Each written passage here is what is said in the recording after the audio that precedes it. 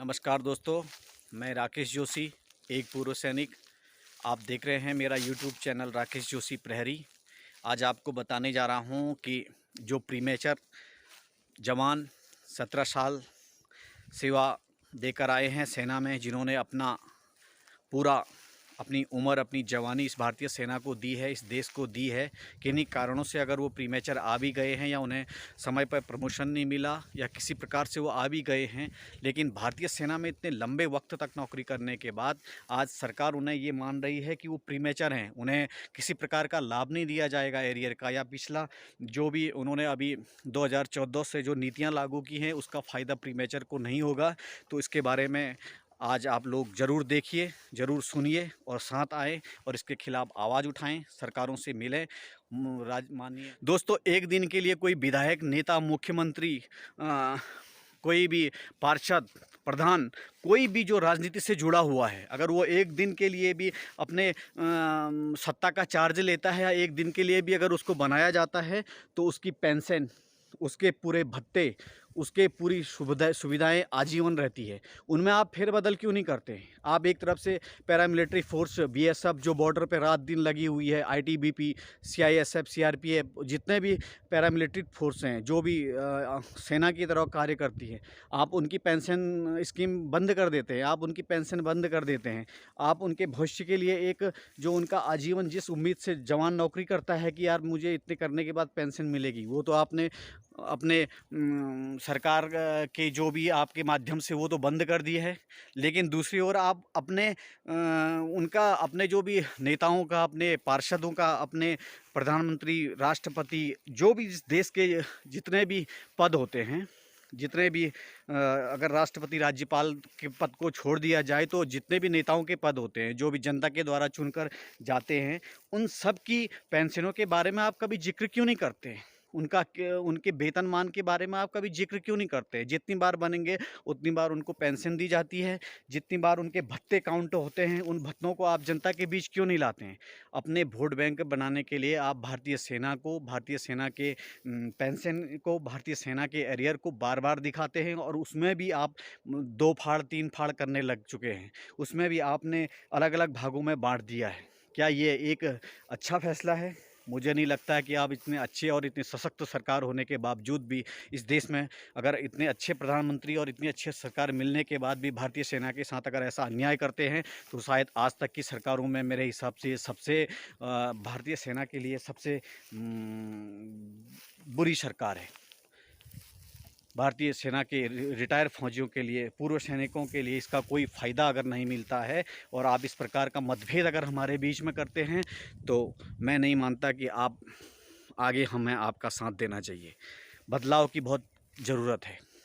जहाँ तक है, सभी प्रीमेचर सैनिकों से और जितने भी पूर्व सैनिक हैं वो साथ आएँ, एक दूसरे के हक के लिए साथ आएँ और आपस में मिलकर माननीय रक्षा मंत्री जी से मिलें, माननीय केंद्रीय रक्षा राज्य मंत्री अजय भट्ट जी से भी, उत्तराखंड के सभी पूर्व सैनिक और देश के सभी अलग अलग राज्यों से जितने भी प्रीमेचर सैनिक हैं वो आए, मिले।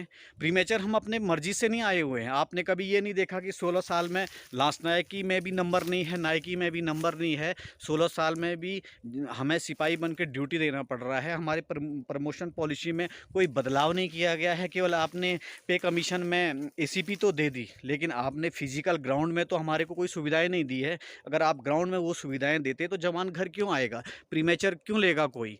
आप अगर 13 साल में, 12 साल में हवलदार बना दें, उसके बाद आप रैंक दे दें, फील्ड रैंक दे दें, ग्राउंड में रैंक दे दें, उसके अलावा आप 15 साल, 16 साल, 18 साल में जीसीओ बना दें, तो फिर प्रीमेचर कौन आएगा? नहीं आएगा। आप अपनी पॉलिसी में भी तो बदलाव कीजिए।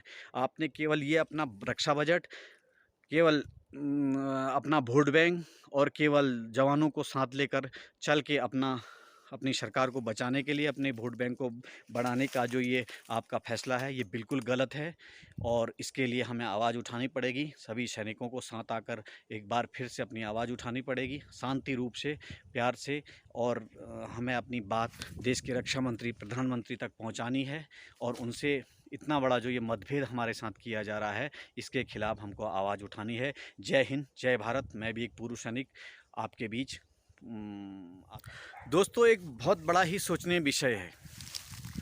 क्या सरकार का जो वोट बैंक और अपनी राजनीति करने का जो प्रयोग और वोट बैंक बढ़ाने का जो एक मकसद रह गया है, वो क्या देश की सेना रह गई है?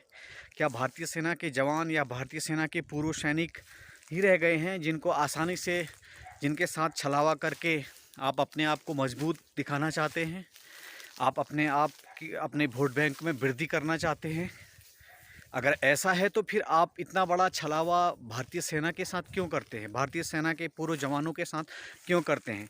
एक तरफ तो आप वन रैंक वन पेंशन की वकालत करते हैं, दूसरी तरफ आप ये कहते हैं कि 2019 के बाद या 2014 के बाद जो प्री मैच्योर पेंशन आए हैं उनको एरियर भुगतान का लाभ नहीं मिलेगा, उनकी पेंशन में बढ़ोतरी नहीं होगी। ये किस प्रकार का आपका विषय है? किस प्रकार की आपके जो विशेषज्ञ बैठे हैं, आपके जो रक्षा विशेषज्ञ बैठे हैं, जो आपके वित्त विशेषज्ञ बैठे हैं, कुछ भी समझ में नहीं आता है कि आप आखिर करना क्या चाहते हैं इस देश की सेना के साथ। एक और आप अग्निवीर लाते हैं, पूरे सिस्टम को चेंज कर देते हैं, देश की सेना का पूरा सिस्टम चेंज कराने के सोचते हैं, और अपने वोट बैंक को बचाने के लिए, अपने बजट को बढ़ाने के लिए और अब उसमें अधिक रोजगार देने के लिए आपका ये फैसला तो सही लगता है। लेकिन कहीं ना कहीं सेना की जो एक रीति रिवाज, जो सेना का एक सिस्टम बना है, आपने कभी सोचा कि उसके बारे में कितना बड़ा, उसमें बदलाव करने से कितना बड़ा फ़र्क पड़ेगा? एक 17 साल के जवान को जो पूरी नौकरी, पूरे कोर्स क्वालिफाइड होता है, जो पूरी सेना में ग्लेशियर से लेके, सियाचिन से लेके, सीआईए ऑब्जर्व से लेके सब कुछ जिसको जान आता है, जो सब जानता है, पूरे वेपन ट्रेनिंग करता है, उसको आप प्रीमेचर कह के उसका एरियर बंद कर दे रहे हैं, और दूसरी ओर आप 4 साल में अग्निवीर ला रहे हैं। क्या वो देश के लिए इतने 3-4 साल में इतने सक्सेस, इतने क्वालिफाइड हो पाएंगे कि जो आप एक 17 साल के जवान को नहीं समझते हैं? आप सोचिए। ये एक बहुत अच्छा मौका है सभी पूर्व सैनिकों को जो प्रीमेचर आए हैं अपनी आवाज़ उठाने का और अपने हक में लड़ाई लड़ने का।